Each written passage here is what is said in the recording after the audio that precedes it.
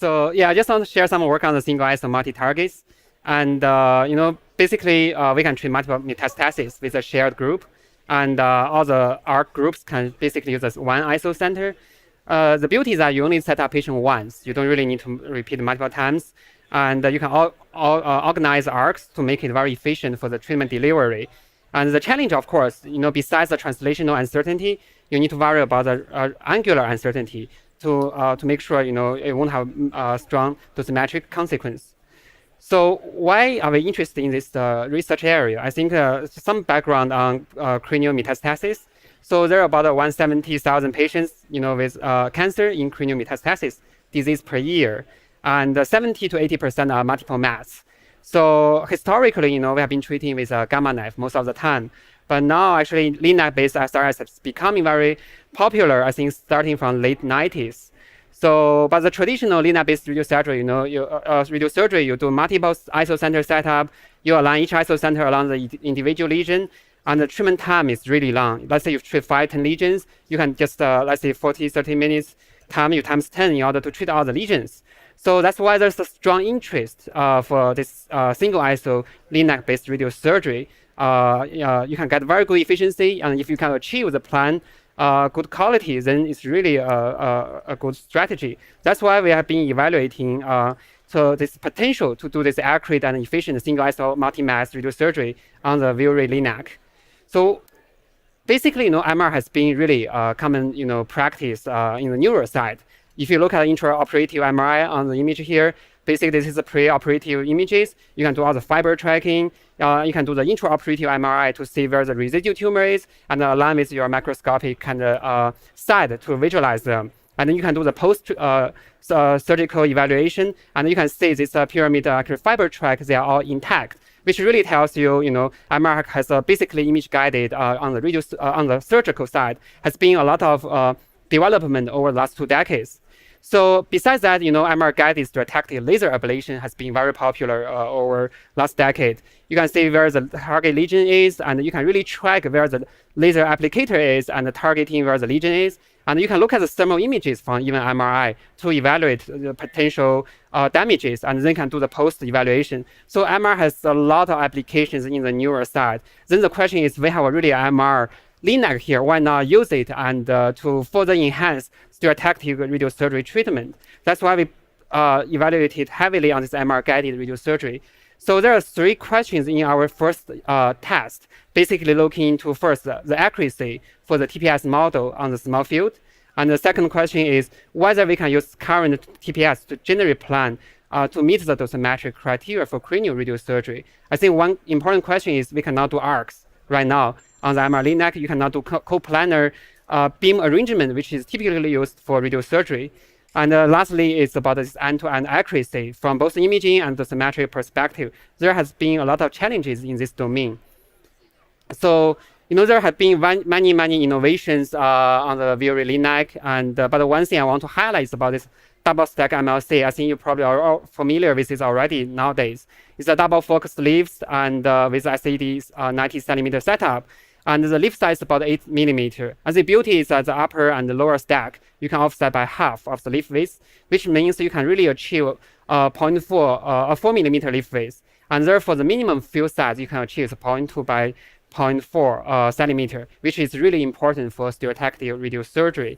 So there has been a lot of work done by my colleague, Tony Domer, look at output verification. Typically, for the physicists, we look at field size maybe 2 cm above, but for radiosurgery, you really look at into 1 centimeter or half a millimeter kind of field size. So there has been a lot of validation to evaluate Monte Carlo calculate output factor versus the measured data. We use the edge detector. We all know that dial detector over response about up to 5% once your field size go down to 5 millimeter. So you really need to do this correction in order to get absolute value, which you can see match really well with Monte Carlo generated TPS, which is very important step to move forward with radiosurgery. Besides that, actually, you can look at the PDD profile analysis. We look at smallest field size, benchmark against the scan data, benchmark against film, and you can see from both the cross-plan and implant, they match really well. So this gives us a lot of confidence to move forward with radiosurgical procedures on the MR LINAC.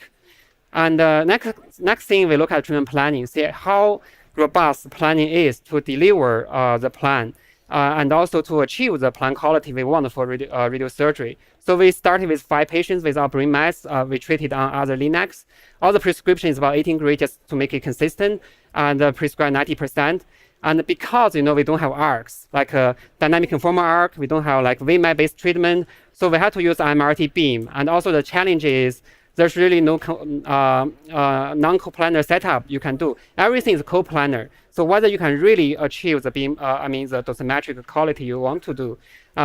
Next thing is about dose grade. Everything has to be 1 millimeter, and it really require a lot of efficiency and on the dose calculation based on the optimized Monte Carlo code. But I'll just show you one example here. This patient has 2 mats. Usually we place the isocenter right between the brain mats, and you can see the 2 targets here showing in red. And the prescription 18 gray and also the 9 gray, which we look at 50% isodose line. You can see you can achieve really robust actually plan quality from axial, chronal, and sagittal view. Even look at the superior side. Typically, you want to have some non-coplanar beam in order to get very good coverage. But with coplanar beam, you can still be able to achieve that. That's a very good step to move forward on the planning. So we use a very common dose index for planning and evaluation, including conformality index. We use both RTOG definition and also PADIC definition. Basically, for the RTOG definition, it's isodose or volume. Let's say we use 18 gray divided by the target volume. And we look at homogeneity index, which is maximum dose divided by prescription dose. We look at the gradient index, which is 50% of the prescription dose divided by 100% isodose volume. Besides that, we look at normal brain dose, basically from 4 gray up to 12 gray. And we all know V12 is very important indicator for the brain necrosis. So we evaluate heavily, see how good the V12 is. So here is some data from the first 5 patients. And you can see each patient, we have 2 to 3 lesions. We started with about 2 to 3 lesions. That's good. We treated most. Of course, we can treat up to 5 lesions or even up to 10 lesions, but still, it's not a quite common practice in our clinic. So we're mainly focusing on our 2 to 3 lesions. You can see the lesion size varies a lot, from smallest one like 0.06 cc up to about 10, 11 cc. So quite a bit of range here. And if you look at the conformality index, you can achieve pretty robust results from lowest one to 1.02 to the highest one is about, I think, 1.8. The challenge, I think, for this case, I will mention later. And also, you can look at the gradient index. Most of the cases, you can achieve very good results about gradient index in the order of 4, which is a pretty good plan. But actually, there's one challenging case. Actually, gradient index is 7. It's the exact same case. We got a lot of trouble. I think the main concern is you can see for this case, the lesion is very, very tiny, 0.06 cc. And many places probably won't even treat that. But in our institution, basically right now, because of improvement on the diagnostic MRI, so basically our physician, whatever he can visualize from the T1 GAD images, he would counter it and we would like to treat it. So for very small lesion, you can see there's a little bit challenge on the gradient index. But because the lesion is very small, even you have a relatively higher gradient index, you can still get a very good result on V12, which is a very important indicator for brain necrosis. So this shows all the V12 across different patients. I think it's really associated with how big your lesion is. Sometimes if you think the lesion is too big, you may want to reconsider your prescription dose. You can do fractionality, you can do 3 fraction with 9 gray, etc. So for this research study, we basically look into single shot with 18 gray. And what else can be done? I just show up your one case with 3 lesions, look at the fluence map of the 15 beam angles. Actually, you can see very interesting thing. We call this kind of island problem. Basically, it's happening a lot for LINAC-based radiosurgery planning system because you want to see MLC cover 2 lesions at the same time. Therefore, it kind of open the leaf with a large gap in order to really cover both lesions. We have some strategy to minimize that. Let's say optimize the couch and the collimator, etc. on the conventional LINAC. But of course, on Viri system, it's very difficult because right now it's a fixed beam angle. So we have been looking into different gantry angle and planning optimization strategy to minimize that. But still, the plan quality is reasonable. But of course, you have further way to improve to get really robust results. So next thing is about patient QA. because we are looking at all the radiosurgical lesions, they are typically very small. Let's say I show you the case 0.06 cc. So we use a film, GAF chromic film for all our patient QA. And this shows you just one case with 2 lesions. We typically use ion chamber or dial to measure under each lesion, and then we use GAF chromic film to measure multiple planes in order to capture all the lesions. And you can see here, pretty much, those profiles, they line really well. You can see the gradient, they match pretty good. And we use gamma index and shows you where the gamma is about 1. And based on the point dose measurement, actually for all 11 cases for the 5 clinical patients, and it's about 1.6 plus minus 2%, which is really good results. And if you look at GAF chromic film, the passing rate for 3%, 1 millimeter gamma rate is about 96%, plus minus 2. So basically, it's really pass our evaluation for the PS patient QA for radiosurgery treatment. So I'll just show you some example images on the neural side. First, I want to just point out the patient setup. So we use a head neck coil right now for neural imaging. Of course, I know we has been working on other coils to really couple with your immobilization device. And we use this 3-point mask and to immobilize the patient. And this shows you the side view and front view. And right now, there's only one clinical sequence available. This is a true face, you can see the images are kind of interesting for the neural because typically we don't use true face for neural imaging. We use T1, T2, and other diffusion weighted images. The current clinical sequence is this true face, which is a ratio of T2 to T1. That's why the contrast between white matter and green matter is not that significant as you always see on T1 and T2 images. But you can see this still gives you a lot of information on the soft tissue. And also, I know we has been working on the neural imaging package is under FDA approval, which will further enhance the potential to use for the neural imaging and also treatment. So the last thing is about end-to-end test. For any physicist doing radiosurgery work, I think everybody is pretty much doing the end-to-end test. And the challenge on the Vury system is, we always need to have a tungsten BB used for the end-to-end test because you can see the very enhanced spots on the film or on the portal imager. But on the other side, because if you want to use a metallic BB, then it causes a lot of distortion. So that's which is not basically incompatible to the MR imaging, which is typically a challenge for MR and LINAC. And on the other side, if you really want to do image guidance, you have to have really good MR contrast. Then conventional like a CT based, you can use BB to a cone beam CT to do the image fusion. It's not going to work here. So we kind of combine the phantom to do this. Basically, you have 2 phantom can be used for MR imaging, can be used for the fusion. And then you have this central block with the BB, which is made of tungsten to do Winston loss test. Because there's no portal imager and to really detect your exit radiation, so we place a film on 4 sides of the phantom. You can capture where the BB is. But one thing you can see, once you put the tungsten BB there, when you take images, you can see a lot of distortion. So that's a challenge for us. Basically, we want to ask our question, is that distortion going to impact our fusion and positioning accuracy? So we also replace this phantom with the exact same size of phantom, but without BB inside, to understand how much distortion impact. I think that really drives the benefit of low magnet. You don't really see any distortion from this metallic BB, which means it tells us that our image fusion is pretty accurate, which you can see from the CT and from MRI. This is injected with this copper sulfur MR contrast. Actually, because you have very strong signal, you don't really need to put a water bottle on the side to generate signal. You can get a very good signal basically by using this phantom itself. And you can see on the other side, because we want to look at also the super inf direction, they align very well with this another BB inside. Then basically, of course, inside is a metallic BB made of tungsten. You are not going to get any signals there. But basically, you fuse on the other 2 contrast enhance the contours, and then you just shoot Winston loss test. But another thing for Winston loss, for conventional LINAC-based treatment is you place the film, you deliver it, you move to the next country, you move the film, right, and then you shoot the next few size. But for us, because once you push into the bore of the magnet, you don't want to pull it out because it will change all your setup accuracy, change your position. So that's why we place.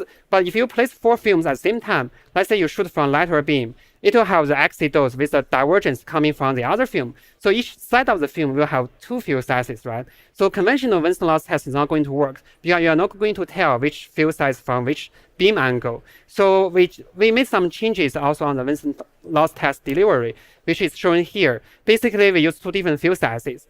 For example, here at gantry 0, we use a smaller field size, which is 1.6 centimeter. And then you give MU about 2000. On the other side, at gantry 180, we use 2.4 centimeter, which is a larger field size. Then you also give a different MU. In this case, we give half of MU. So you can use those field sizes and also MU to really differentiate where the beam comes from. So for this example, it's a smaller field size, which is a much higher, darker region. So we can define the field size on the film from the AP beam. On the other side, from the PA beam, it's a larger field size with a lower MU, so you can define the larger field size. Then you can detect your metallic BB where the center is. We have a program developed to run all the tests. Basically, you can identify where your BB center is to your field size is. And this tells you your shift in Hubin direction and also in left-right direction. And you can do it for both AP, PA, and the lateral side on both directions. Therefore, you can calculate residual error. We repeated this test for 14 times. You can see in each direction is in the order about 0.2 to 0.8 millimeter. So your overall deviation is under 1 millimeter, which really tells us that isocentricity is really good for MR-LINAC. You can use it for stereotactic treatment. And our end-to-end imaging isocentricity, combining the imaging distortion, combining the positioning, combining radiation delivery, everything is within 1 millimeter. And on the routine PSQA, I have demonstrated from point dose measurements under 2%. Our gamma using 3%, 1 millimeter is under it's about 95%, which really pass our QA criteria for radiosurgery treatment. And lastly, basically, this is really just starting point to really evaluate whether we can use MR-LINAC for SRS treatment. There's a lot of work coming, as I mentioned, including the coil design, including the sequence, including spatial and temporal resolution. But that's a very promising field. Maybe we can future revolutionize radiosurgery treatment on the MR-LINAC. All right. Lastly, just want to acknowledge our stellar 104 team from Josh, Tony, Carrie, Dongsu, Yuma Sacher, and Robert, our lead manager on the therapy side. And we have a very good physician team to support all our work, Dr. Dragovic, Dr. Siddiqui, Dr. Hurst, and Dr. Mouses. Yeah, thank you so much. Yeah. All right, any questions for Dr. Wen? Yes. Yes. So you haven't treated any patients yet? We haven't done any radiosurgical treatment. We did treat the brain cases like GBM. We want to start with some relatively large field size, and we want to evaluate because we also, if you look at this case, I want to show you that setup, because there are a lot of things we have to figure out.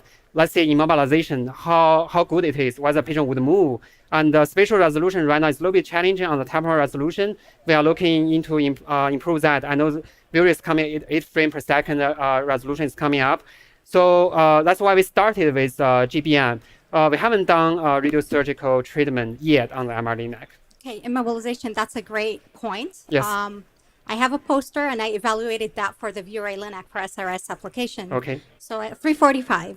Awesome. Definitely I'll be there and to 5. look in. Yeah. All right. So for that, because for patients, I can see that it's going to be challenging for them, especially if they're a bit claustrophobic, to have the coil set like that with the immobilization. Is that something you experienced with your volunteers, or I would like to see your take on that. Yeah. My other question is that if you go back to your treatment plan, can you show me where the 50% isodose line is? Because I didn't see any indicators of what the isodose lines are. Yeah. Okay. So the first question about the claustrophobia, for any MR scanner, that's always been a challenge, right? And not only for brain, we use it for, so far we treat over 100 cases. And actually, that's not a big problem for us. Actually, we can coach the patient and ask the patient to give a try. And actually, I would say it's a little bit, I think the bore itself is a little bit larger. That really helps compared to our MR scanner. We do have an MR scanner on the 3T. We used to have actually more challenges to get the patient scanned for over an hour. And on the MR-LINAC, our treatment usually is short. Within half an hour, patient can stay there. And I haven't really seen any problem on the claustrophobic. On the volunteer side, actually, our volunteers, I think if they volunteer, I guess they are not really claustrophobic, so I don't really get any problems on that. So we got actually a lot of neuroimaging actually scanned actually for different protocols. Actually, Dr. Carrie Hurst, actually she has another imaging program. I think she shared this morning doing multiple sequences together at the same time. So it's an ongoing process in that regard. So your second question, I think, looking at the gradient index. Basically, you can see this one is, I think, is a good example. This line is 50% isodose line, which is 9 gray. And for this case, and you can see this is the lesion, and this is 18 grade isodose line. I don't think she's seeing the mouse. You may want to move the mouse over to that. Let me see where to go. There you go. Okay, here you go. So basically, I only showed actually our prescription isodose line here, and also our 50% isodose line we use to calculate the gradient index.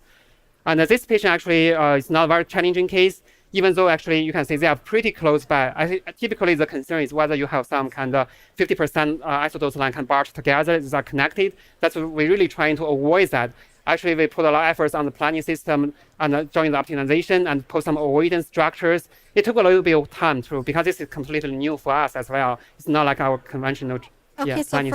For this plan, with this plan quality, what is not the beam on time, but what is the total time for treating this patient with this? So we did a patient QA, so I can only comment on the patient QA side, because we also, you have setup, imaging, and treatment. So on the imaging side, I think you're familiar with it. Typical initial imaging will take about 3 minutes for the most robust scan, and then you just continue monitoring the patient using sagittal planar view.